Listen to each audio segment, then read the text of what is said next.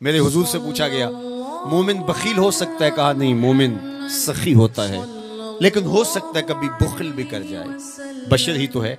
پھر پوچھا گیا مومن بزدل ہو سکتا ہے؟ کہا نہیں، بہادر ہوتا ہے، لیکن ہو سکتا ہے کبھی بزدلی بھی کر جائے۔ بلکہ ایک مقام پہ فرمایا مبخلتن مجبنتن، اولاد کے بارے فرمایا جب بندے کی اولاد ہو جاتی ہے تو دو خصلتیں آ جاتی ہیں، اولاد بخیل بھی کر دیتی ہے، اولاد بزدل بھی کر دیتی ہے۔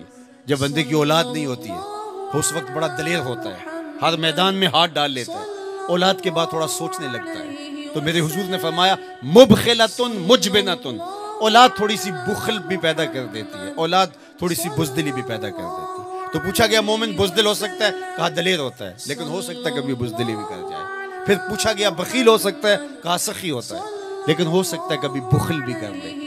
تیسری بات میرے حضور سے پوچھی گئی مومن جھوٹا ہو سکتا ہے؟ فرمایا جھوٹا نہیں ہو سکتا، یہ طے شدہ بات ہے کہ مومن ہو اور جھوٹا ہو یہ نہیں ہو سکتا۔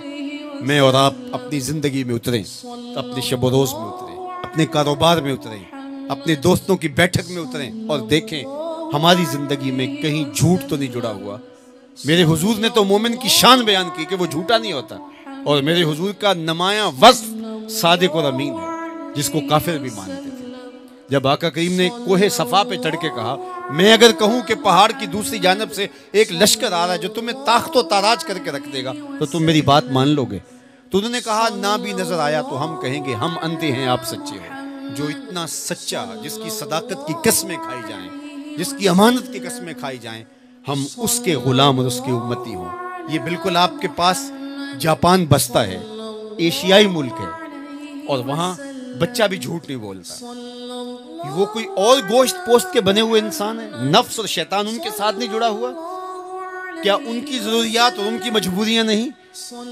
لیکن وہ جھوٹ کیوں نہیں بولتے؟ ان کی ماں نے بتایا بیٹے جھوٹ نہیں بولنا، ان کے باپ نے بتایا بیٹے جھوٹ نہیں بولنا، ان کے استاد نے اسکول میں بتایا بیٹے جھوٹ نہیں بولنا۔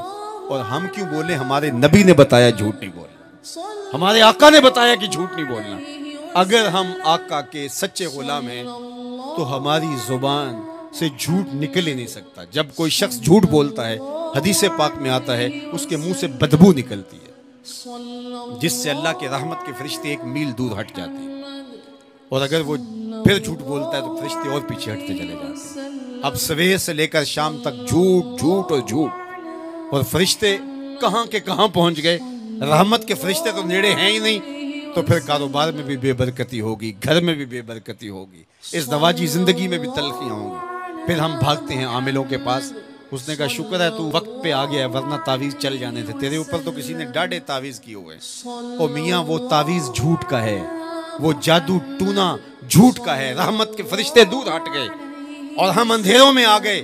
آؤ سچائی کو شعار زندگی بنا لو، رحمت کے فرشتے اپنے نوری پر تان دیں گے تمہارے اوپر، اور تم ایک انوار کے ماحول میں جینا سیکھ لو گے۔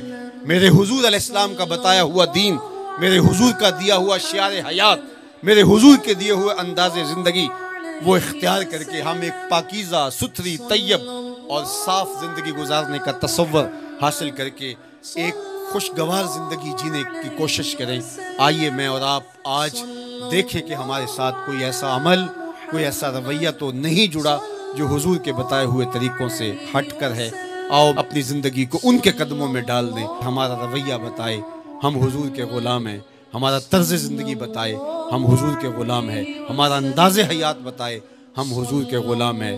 غلامی رسول کو اپنی نس نس میں سمو لو، غلامی رسول تمہارے لباس سے دکھائی دے، غلامی رسول تمہارے رویوں سے دکھائی دے، غلامی رسول تمہارے طرز حیات سے دکھائی دے، غلامی رسول تمہارے سجدوں سے دکھائی دے، تو غلامی رسول تمہارے وعدوں سے دکھائی دے، تمہاری بولی سے غلامی رسول ٹپکتی ہو، نہ یہ کہ تم صرف زبان سے یہ کہو کہ میں غلام رسول ہوں، باقی تمہاری زندگی کا ہر تیور اس کی نفی کر رہا ہو۔ آؤ میں اور آپ آج کی اس بزم نور کے اندر یہ عہد کر کے اٹھیں کہ زندگی کی ایک ایک سانس حضور کی اطاعت میں گزاریں گے، جئیں گے تو حضور کے لیے، مریں گے تو حضور کے لیے، اور زندگی کی ایک ایک سانس حضور کے نام لگائیں گے اور ان کے لیے جئیں گے اور انہی کے لیے مریں گے۔